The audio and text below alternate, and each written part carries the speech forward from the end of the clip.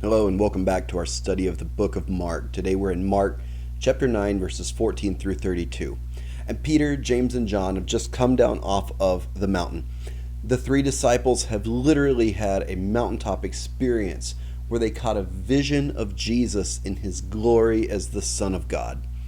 Now you remember Peter wanted to build 3 shelters to stay up on the mountain and enjoy being up there, but now they've had to come down and meet up with the rest of the disciples, whom they find arguing with the teachers of the law.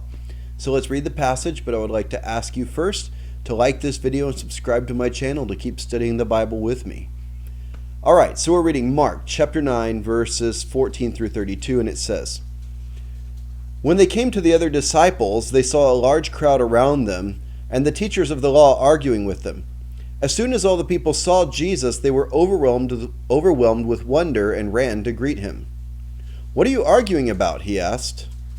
A man in the crowd answered, 'Teacher, I brought you my son, who is possessed by a spirit that has robbed him of speech. Whenever it seizes him, it throws him to the ground. He foams at the mouth, gnashes his teeth, and becomes rigid. I asked your disciples to drive out the spirit, but they could not.' 'You unbelieving generation,' Jesus replied, 'how long shall I stay with you? How long shall I put up with you? Bring the boy to me.' So they brought him. When the spirit saw Jesus, it immediately threw the boy into a convulsion. He fell to the ground and rolled around, foaming at the mouth. Jesus asked the boy's father, 'How long has he been like this?' 'From childhood,' he answered. 'It has often thrown him into the fire or water to kill him. But if you can do anything, take pity on us and help us.' 'If you can,' said Jesus, 'everything is possible for one who believes.' Immediately the boy's father exclaimed, 'I do believe. Help me overcome my unbelief.' When Jesus saw that a crowd was running to the scene, he rebuked the impure spirit. 'You deaf and mute spirit,' he said, 'I command you, come out of him and never enter him again.' The spirit shrieked, convulsed him violently, and came out. The boy looked so much like a corpse that many said, 'He's dead.' But Jesus took him by the hand and lifted him to his feet, and he stood up. After Jesus had gone indoors, his disciples asked him privately, 'Why couldn't we drive it out?' He replied, 'This kind can come out only by prayer.' They left that place and passed through Galilee.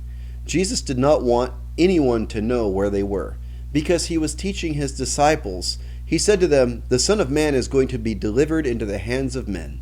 They will kill him, and after 3 days he will rise.' But they did not understand what he meant and were afraid to ask him about it." Well, they're definitely off the mountain now.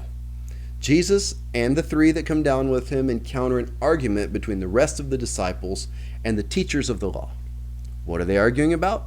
A man has brought his son who's possessed by a spirit that tries to kill him, and the disciples tried to cast the spirit out but couldn't do it, and apparently this caused an argument. And Jesus is just fed up. "Oh, unbelieving generation," he exclaims, "how long do I have to put up with you? I'll take care of this myself. Bring the boy to me." The spirit sees Jesus and causes the boy to convulse. Naturally, the father is worried that Jesus won't be able to do anything since his disciples couldn't. And his question reveals his doubts. He says, "If you can do anything." Not, "If you're willing." We heard another person say, "If you're willing." He says, "If you can."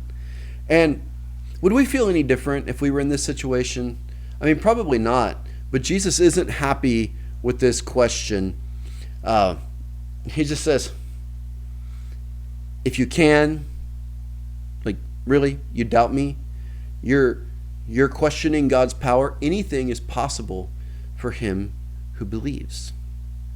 Now, we should say something about this. Jesus saying this doesn't imply that you have the ability to do everything you want to do. That's not the meaning here. It means that nothing is beyond God's ability. So it's not about the one who believes, it's about the one you believe in. You see? So it's not saying that, like, if I believe hard enough, I can make it to the NBA. No, that's not what it's about. It's about I believe that there is nothing outside of what God's ability is to do, and my trust is in God to do the unimaginable, right? So it's about Him, not about me. But in our culture, we tend to turn it on ourselves, right? So the man responds with probably one of the most human and maybe one of the most powerful responses we hear in the Bible to Jesus. He says, I do believe, but help me overcome my unbelief. So you see, the man has a mixture of belief and unbelief. And isn't that like us? Isn't that what we're like? I mean, he does have faith, but his faith is mixed with doubt. And I feel that way often. I have faith and I believe, but there's still that element of doubt. The good thing is that Jesus says we only need faith the size of a mustard seed. To really live a life of faith, we need God's help. All we can bring is just that little bit, and we need His help. We can't make it on our own. And this is why the disciples couldn't cast out the spirit.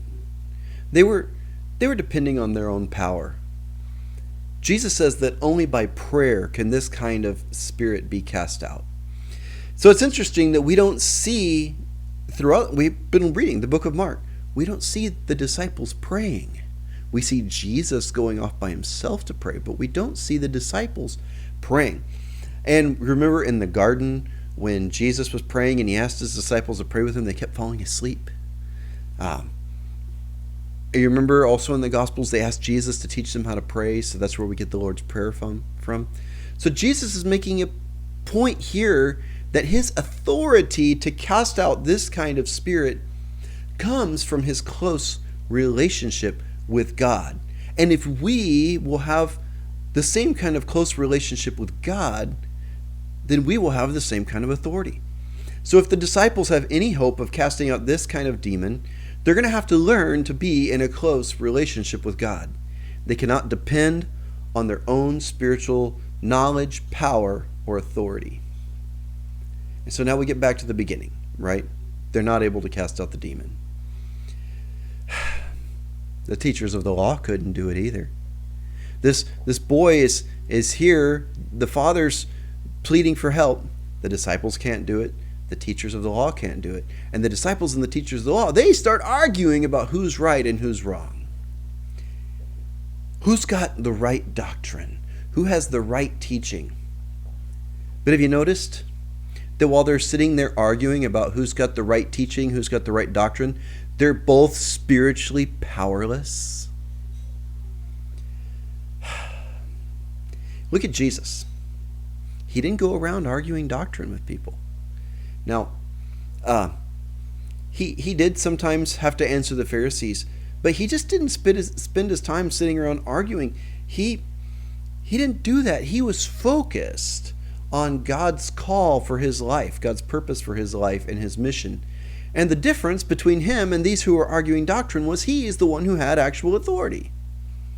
And so I think that maybe this says something to us about our Christian world today.